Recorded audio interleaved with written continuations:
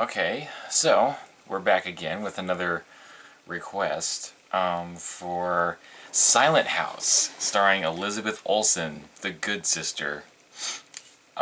This was one that I was interested in seeing before in theaters. I just never quite got around to it. The gimmick is that the whole movie is shot in one take. It's all in one continuous take. And I'm just gonna say right out it isn't. It's obvious to me because I look for that kind of stuff. I spend a lot of time editing and I look for shortcuts to try and connect two things that shouldn't normally connect. In some of my videos, there are actually times where I've connected two different takes together in the same shot, but I cheat. And so I notice those kind of things. But I'm not going to hold that against Silent House,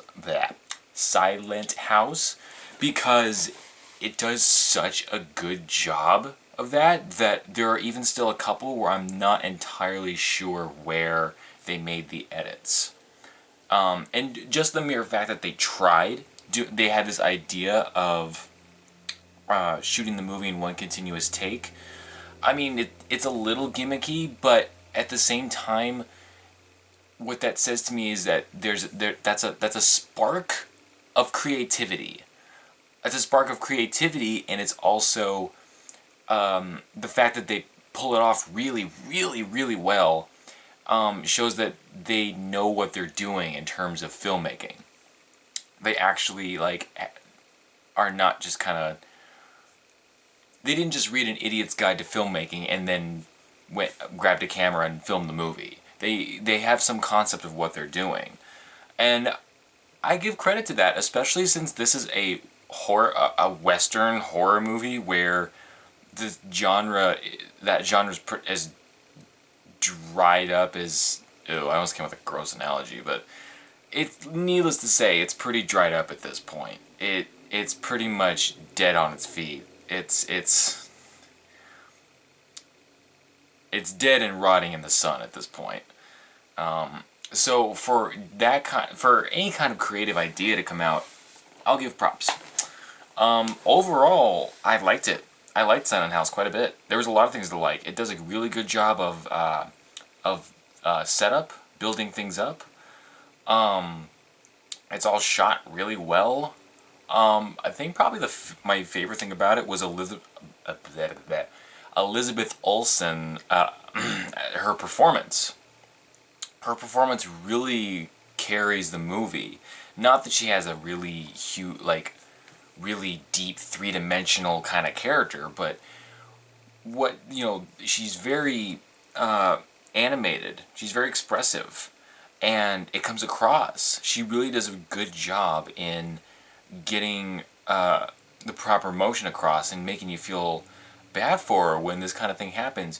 Granted, I am happy that they introduced other characters back into the movie and it wasn't just her for an hour and a half. Not that I would have minded, but that could have gotten old. That would have run the risk of getting old really quick. So I'm glad they brought someone else back in to kind of spice things up, I guess, so to speak. I really liked it. I'm trying to think if there was anything. Okay, so let's talk about the ending, because that's the part you're all wanting to know about. And if you just happened upon this video by accident and you haven't seen this movie, or if you haven't seen this movie at all, this is where I'd recommend you stopping it, because we're going to get into the twist at the end of the movie, which is that... See, that's the part I'm confused about. I'm not sure if I understood... I'm not even sure if the movie understood its own twist, because on the one hand, it's suggesting that she's just crazy, and that would really seem apparent by some of the very surreal imagery kind of near the end. So, okay, on the one hand, the movie is saying she's crazy. On the other hand, it seems to suggest that these people that are attacking her are very real and very much there. Like, there's a scene where her uncle gets knocked out and dragged away, but it's like, who did that? Like, who stabbed him? Or who shot him, or whatever. it's very confusing because, and not in a like a Inception kind of way where there's all kinds of, you're looking for rules and loopholes and how to look at different things. It's just confusing because it doesn't feel explained. And granted, the movie's only an hour and 20 minutes, if that. I think it's actually a little shorter. And considering it's all in one take, I don't know where you could have fit that all in. And it didn't make me hate the movie. It just kind of went in some weird places. Because, I mean, with, like, the toilet and the bathroom, that seems to send the signal right then and there, okay, she's just nuts. But then the scene right after that seems to indicate that, okay, no, she's not nuts, and it's not all in her head. Like it really happened, or what? I don't know. It I liked it.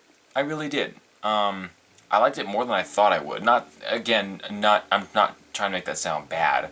It's just that I was mainly just drawn for the gimmick. I was wanting to see how they shoot the movie, all in one shot, and I was satisfied with that. But I didn't think I'd get the performance that they gave in the movie. I'm really excited to see what she can do for the Godzilla movie. She's one of the main characters of the Godzilla movie. Her, Aaron Johnston from Kick-Ass, and Bryan Cranston from Breaking Bad are the main three characters. So I'm really excited to see what they do there.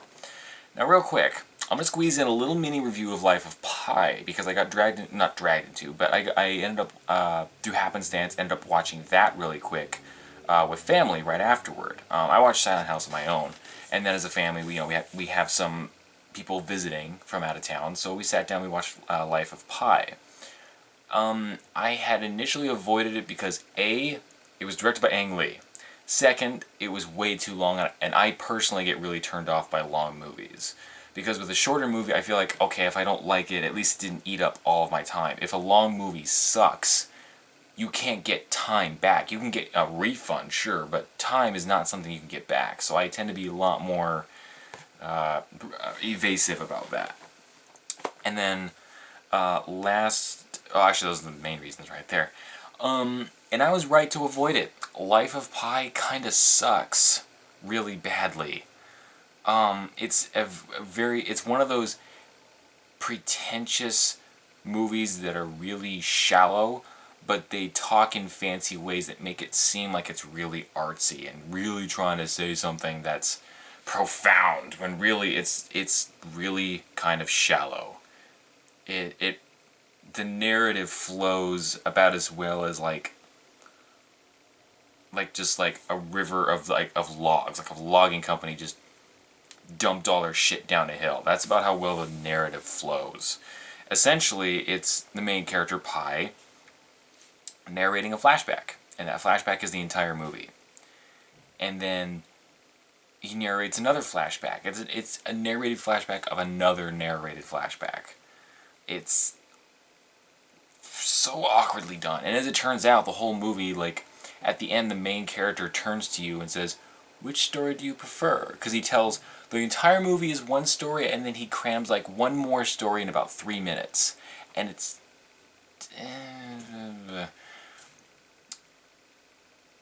it's not even you don't see it. It's just a straight shot like this. It's a monologue of Pi in the first flashback telling a separate story.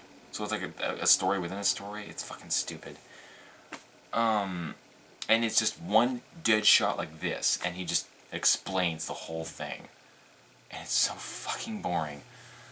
And then he just goes, which one do you prefer? It's like, well, I wonder, which one do we prefer? The one where we were explained to, or the one where we actually saw shit?